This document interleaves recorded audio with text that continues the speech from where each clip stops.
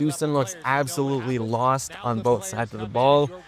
They're letting LA keep the paint walled off and prevent easy points at the rim, which is not a game Houston wants to play. They have the athleticism, they have the youth to attack the rim. If you can draw Ayton away from the paint, you can blow by him or at least get a kick-out opportunity to a guy like a Reed Shepherd or maybe a Jabari Smith. Some of Houston's better three-point shooters when they are getting open looks. And if you have Jackson Hayes instead, he is very foul prone. He can get caught up in the heat of the moment.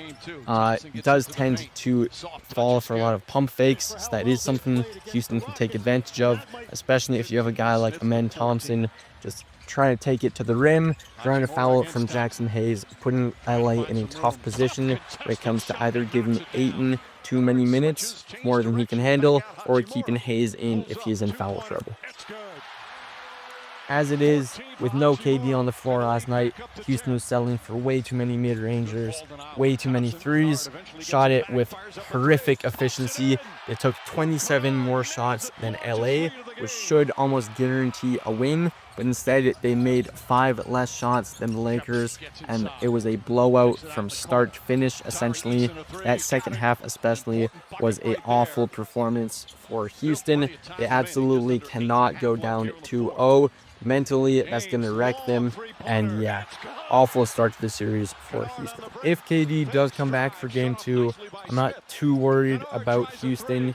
It looked a lot like the Magic did in their playing game against Philly, and then we all know how the Magic bounced back against the Hornets. Houston can't necessarily exploit the Lakers' defense in the same way the Magic took advantage of the Hornets.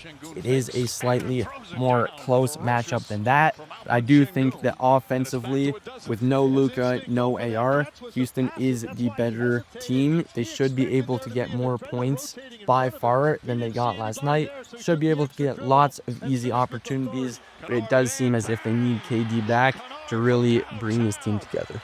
With no KD on the floor, the Lakers' defense played the way that Houston should have been, playing physical one-on-one defense, clogging up the passing and driving lanes, not letting Houston get any looks close to the rim, and that is going to be an issue for them. Again, with no KD, they don't have tons of playoff experience, and so you will see guys start to settle it for tougher shots than they should be.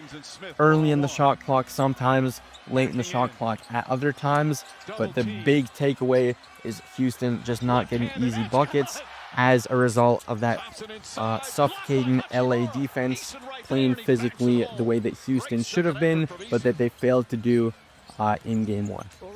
Something that is going to be interesting in comparing this season's series with last season's for Houston in round 1 is they're missing a lot of their culture guys who had been there before in the playoffs.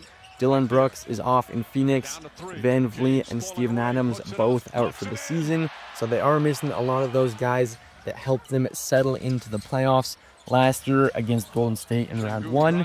Although they are a more experienced team this year, they are now lacking that playoff experience with no KD on the floor, and you can really see that in the way that they act on both ends of the floor. They look lost, like they forgot how to play basketball, and that's simply not going to work against the LeBron-led team. Speaking of LeBron, the King had a great game 1, 8 assists in the first quarter, ended the game with a near triple-double. It is going to be what they need from LeBron. It was great for LeBron to really take over in the first quarter.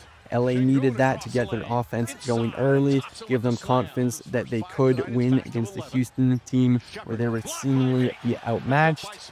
You have to see that again from LeBron as the series goes on. Luke Kennard, obviously, leading scorer for the Lakers, but this was obviously LeBron's team last night. We saw that all night. In the minutes without LeBron, it did look like a different team, but they were able to minimize the damage. And then hopefully at some point in this series, Luka will be able to come back. If that does happen, it does seem as if the Lakers might actually stand a fighting chance in this series. The two big X factors are when KD and when Luka will return, for me at least. If KD is back for game 2, I still think Houston takes this in 6 likely. If KD is not back for game 2, or if Luka is able to come back with a few games to spare, we could potentially be seeing a 7-game series, in which case I would give the edge to the Lakers. And the Lakers take game 1 on their home floor. Rockets certainly hope that Kevin Durant